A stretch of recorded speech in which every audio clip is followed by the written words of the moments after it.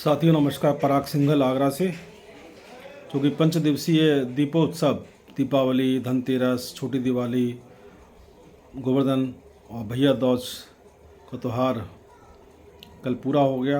आप लोग सब उसमें व्यस्त थे, तो मैंने अपने वीडियो के माध्यम से आप लोगों को शुभकामना देने के बजाय मैंने व्यक्तिगत रूप से भी शुभकामना देने का प्रयास किया। और चूँकि आज तुरंत बाद मैं वीडियो बना रहा था, तो आपको पुनः बधाई अभिनंदन दे रहा हूँ कि आपका दिवाली दीपोत्सव शुभ हो, मंगलमय हो, समृद्धि लाए, माँ लक्ष्मी कृपा हो। इसके साथ ही ये वीडियो का मेरा सब्जेक्ट है, जो पिछले तीन चार साल से जो 17, 18, 18, 19, 20, 21 का जो पीरियड चल रहा था, इसमें धारा 70, सेक्शन 73, 74 में बहुत सारे केस विवाद में आ गए थे। यह जब विवाद बनाम विभाग जो आ गया था, या डीलर्स पर बनाम विभाग में जो डिस्प्यूट पैदा हो गए थे, उसके लिए सरकार ने 53वीं बैठक में और 54वीं बैठक में एक एमनेस्टी स्कीम, राहत स्कीम देने की घोषणा करी थी। चूँकि एक्ट में परिवर्तन होना था, तो बजट के सेकंड पार्ट में धारा 128 में ए जोड़ दिया और उसमें राहत देने का प्रयास किया। लेकिन प्रयास कितना सफल है या इसके पीछे कितना उद्देश्य है, इस पर ही मनन करना पड़ेगा। क्योंकि इस स्कीम में जो मूलतः समझ में यह आया कि जो डिमांड निकाली गई थी, डिमांड पे जो पेनल्टी और ब्याज की क्रिएट कर दी गई थी, उसको राहत दी गई है। लेकिन राहत भी बड़े टेढ़े मेढ़े रास्ते देने का प्रयास किया है, और ये स्कीम 1 नवंबर से लागू हो चुकी है।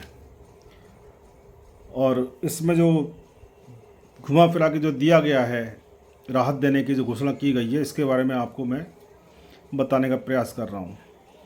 जो भी लिखा है, ये मेरे प्रेरणा स्रोत हैं संतोष गुप्ता जी कानपुर के, शब्द मेरे हैं, और कई साथियों से मेरी चर्चा भी इस बारे में, उनके भी प्रश्न उभर के आ रहे हैं सामने।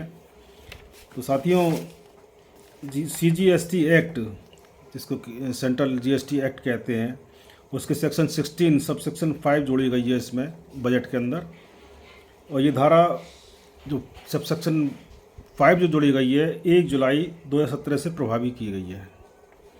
इसमें ऐसे इनपुट का दावा GST 3B में यदि संगत माह में करने से छूट गया है, अगले वित्तीय वर्ष के 3B में सितंबर माह के रिटर्न में दाखिले की दे तिथि जो 20 अक्टूबर होगी, कि सितंबर रिटर्न अक्टूबर दाखिल होगा, उसकी लास्ट डेट 20 अक्टूबर थी, तक दावा नहीं किया गया है, तब ऐसी स्थिति में CGST एक्ट की धारा 16 उपधारा 4 के तहत ITC समय सीमा के बंधन से सीमित कर दी गई है।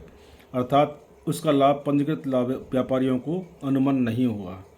वित्तीय वर्ष 17-18 से और 20-21 तक के मामलों में सेक्शन 16 सब सेक्शन 5 नई धारा जोड़ करके इसको इम्प्लीमेंट करने का प्रयास किया गया है। प्रयास क्या, इम्प्लीमेंट कर दी है, क्योंकि पहले 5 नहीं थी, बजट में 5 जोड़ दी गई है।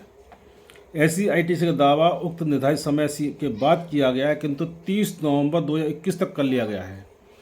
आपको सितंबर तक, मान लो कोई छूट जाती, सितंबर तक आपको 30 सितंबर तक करनी होती है, लेकिन वो किसी कारण छूट गई है, फिर भी आपने 30 नवंबर 2021 तक उसका क्लेम कर लिया है, तब ऐसी स्थिति में इनपुट टैक्स क्रेडिट का दावा के लाभ रजिस्टर्ड डीलर को मान दिया जाएगा। किंतु इन चारों वित्तीय वर्षों में 30 नवंबर 2021 तक GST 3B में दावा नहीं किया गया है, तब ITC का लाभ नहीं मिलेगा। सरकार द्वारा ये राहत समय सीमा में सीमित कर दी गई है। इस प्रकार ये टाइम लिमिट में बांध दिया कि आपने इसके बाद अगर किया तो नहीं मिलेगा, इसके बाद इससे पहले किया तो मिल जाएगा। जिन व्यापारियों ने अभी तक ITC का दावा GST 3B में नहीं किया है, उन्हें इस नियम का लाभ प्राप्त नहीं होगा। हम ये कह सकते हैं कि ये व्यवस्था आधी अधूरी ही मानी जानी चाहिए। सरकार को सभी रजिस्टर्ड डीलर को जिन्होंने ITC का दावा सेक्शन 16 सब सेक्शन 4 के निर्धारित समय में से नहीं किया है, तो उस सभी को इसका लाभ बिना किसी समय सीमा 30 नवंबर जो 21 रखी गई है इस स्थान पे कम से कम मार्च 25 का करना चाहिए था। ये हमारी डिमांड है। तभी व्यापारियों को, जो रजिस्टर्ड डीलर हैं, उनको इस राहत स्कीम का लाभ मिलेगा और राहत महसूस करेंगे। इस संदर्भ में एक विज्ञप्ति संख्या 22/2024 सेंट्रल टैक्स डेटेड 8 अक्टूबर 2024 को जारी कर दी गई है। CBIC की GST अनुभाग द्वारा 15 अक्टूबर को एक पत्र जारी किया गया, नंबर था 237/31/2024 GST इस संदर्भ में जारी किया गया है, जो कि काफ़ी लंबा था, आपने पढ़ा भी होगा। एक्ट की 16 की सबसेक्शन 5 के तहत GST का दावा 30 नवंबर 21 तक अपने वित्तीय वर्ष 17-18, 19-20, 20-21 के मामलों में 3 में कर लिया गया। तब इन्हें इनपुट का लाभ रजिस्टर्ड डीलर को नई धारा, जो नया सबसेक्शन जोड़ा गया है, उसके तहत अनुमन्य कर दिया गया है। CBIC ने इस बारे में बताया कि 22 नंबर सर्कुलर जारी कर दिया है। और पहला, इस मामले में GST विभाग के अधिकारियों द्वारा सेक्शन 73, 74 या सेक्शन 108 में पुनर्निरीक्षण आदेश पारित कर दिए गए हैं। जो 73 में केस कन्वर्ट कर लिए थे, 74 में कन्वर्ट कर लिए थे, उनको 108 में पुनर्निरीक्षण के आदेश पारित कर दिए गए हैं। वो धारा 16 उपधारा 4 के तहत निर्धारित समय सीमा ITC का दावा न करने के कारण टैक्स की मांग सृजित कर दी गई है। ऐसे मामले में यह लाभ हेतु अनुमन्य होंगे। जिस मामलों में 73 में ऑर्डर हो गए हैं, 74 में ऑर्डर हो गए हैं, या सेक्शन 108 में पुनर्निरीक्षण रिवीजन का आदेश पारित करे गए हैं, उनका लाभ मिल सकता है। द्वितीय यह है, सेकंड पॉइंट यह है कि ऐसे मामले जिनमें इन आदेशों के विरुद्ध, जो 73, 74 में जो आदेश कर दिए गए हैं, आदेशों के विरुद्ध सेक्शन 107 के तहत विचाराधीन है, पेंडिंग है, अथवा आदेश पारित कर दिए गए हैं, या अपील जो है 107 में अपील जो होती है वो पारित कर दी गई है या पेंडिंग चल रहे हैं, उन मामलों में भी इस नए नियम के तहत लाभ अनुमन्य होगा, लाभ मिल सकेगा।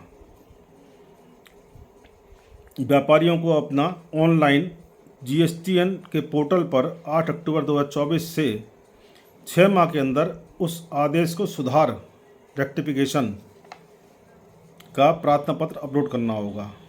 क्योंकि आपने देखा होगा रेक्टिफिकेशन के लिए प्रोविज़न दिया हुआ एक्ट में 161 में। हमने ये डिमांड रखी थी अपनी एसोसिएशन ने कि ऐसे आदेशों को मॉडिफाई करने के लिए, रिवाइज करने के लिए सेक्शन 161 में रेक्टिफिकेशन की परमिशन देनी चाहिए, सुविधा देनी चाहिए। किंतु ऐसे मामलों में पारित आदेशों के विरुद्ध अग्रिम अपील प्रस्तुत न की गई हो, तब GSTN पोर्टल पर एनेक्सर ए के ड्राफ्ट पर आवश्यक विवरण अपलोड कर दें, जिस पर अधिकारी द्वारा टैक्स मांग सृजित की गई है। जिन केसेस में जो टैक्स ऑफिसर्स हैं उन्होंने मांग क्रिएट करी है, वही अधिकारी इस आपके रेक्टिफिकेशन प्रार्थना पत्र पर विचार करेंगे और निर्णय देंगे। अब देख कितनी बड़ी बात है कि मैंने ही आदेश करा और 161 में मेरे को ही रेक्टिफिकेशन का अधिकार दिया गया है, तो इस योजना का लाभ कितना मिल पाएगा, ये देखने वाली बात है। रेक्टिफिकेशन आदि जो सुधार आदेश प्रार्थना पत्र प्राप्ति से 3 माह के अंदर पारित किया जाएगा। मतलब आपने आज की तारीख में अपलोड किया है तो विदिन 3 मंथ 90 डेज उसमें उसका सुधार किया जाएगा। सुधार का आदेश पारित करें, सुधार करना ना करना उसके निर्णय पर, विवेक पर निर्भर करेगा। और जो आदेश पारित करेगा रेक्टिफिकेशन का, उसको अपलोड ऑनलाइन ही किया जाएगा। इस आदेश को अपलोड किया जाएगा, तब रेक्टिफिकेशन आदेश GST DRC 08 में पारित किया जाएगा। जो रेक्टिफिकेशन होगा उसको DRC 08 में वो अपलोड करेंगे टैक्स ऑफिसर, जो भी असेसिंग ऑफिसर होगा, करनिर्धारण अधिकारी होगा। GST विभाग के अधिकारी द्वारा आदेश पारित कर टैक्स की मांग सृजित कर दी जाएगी, मतलब क्रिएट कर दी जाएगी। उस आदेश के विरुद्ध व्यापारी द्वारा प्रथम अपीलीय अधिकारी के समक्ष सेक्शन 107 के तहत अपील प्रस्तुत कर दी गई है, तब ये प्रार्थना पत्र अपीलीय अधिकारी के समक्ष प्रस्तुत करना होगा। बहुत घुमा फिरा कर थोड़ा सा व्यवस्था दी गई है, उसके बहुत ही गहनता से सोचना पड़ेगा, समझना पड़ेगा, अध्ययन करना पड़ेगा। अपीलीय अधिकारी रेक्टिफिकेशन का आदेश APL 04 में जारी करेगा। मान लीजिए आप स्पष्ट ये निकल रहा है, इससे आवाज़ ही निकल रहा है कि रेक्टिफिकेशन से आप सेटिस्फाई नहीं है तो आप अपील में चले जाइए। अपील में जो है APL 04 में वो आदेश जारी करेगा। आदेश ऑनलाइन अपलोड करेगा। अस्वीकार आदेश पारित करने से पूर्व व्यापारी को न्याय नैसर्गिक सिद्धांत के तहत सुनवाई का अवसर प्रदान करेगा।